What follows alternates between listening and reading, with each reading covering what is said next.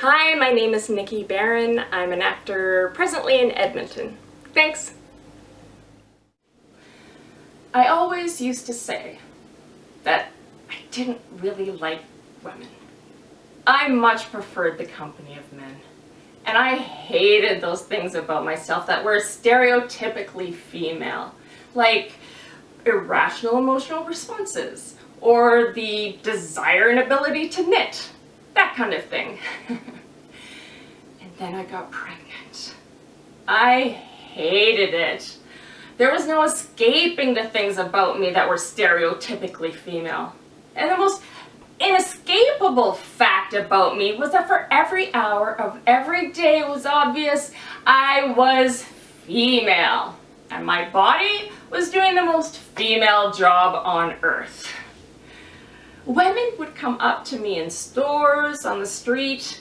They wanted to tell me their stories, talk about my development. They wanted to touch me.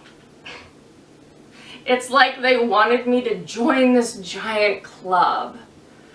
I don't understand the big thing about this shared experience. I mean, after all, I have been sharing the experience of menstruation with these women for 20 years, but that isn't cause for a great big sisterhood hug.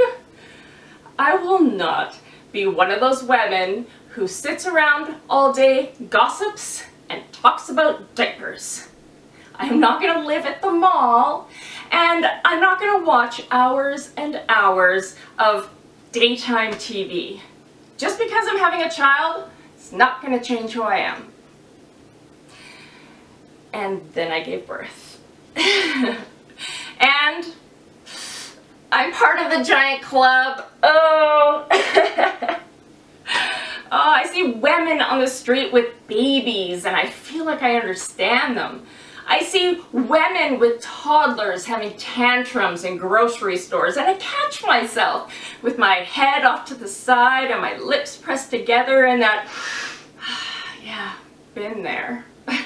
I pass another stroller on the street, and we give each other the hi sign, like we're two Harley drivers passing each other on the open road. Well, I guess I'm just one of the gals now. And if I'm part of this big new group, I move that we have more parties! Yeah!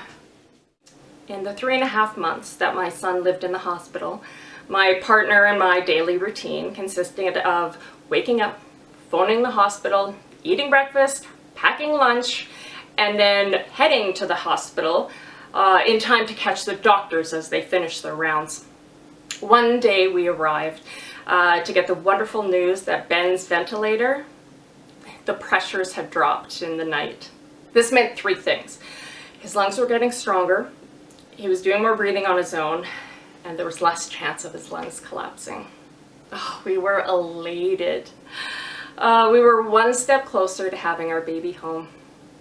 I floated off to the pump room to express my milk, but upon returning to the nursery, I was told that I couldn't go in.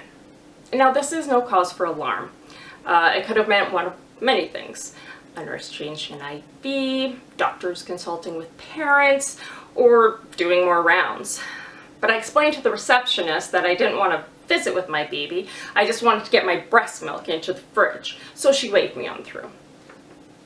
Now, to get to the nursery where the fridge is, I had to cross through the nursery my son was in. And as I did, I glanced down towards his incubator to wave at our favorite nurse. There was a team of surgeons standing around his incubator. 6 doctors and nurses operating on a 2-pound baby.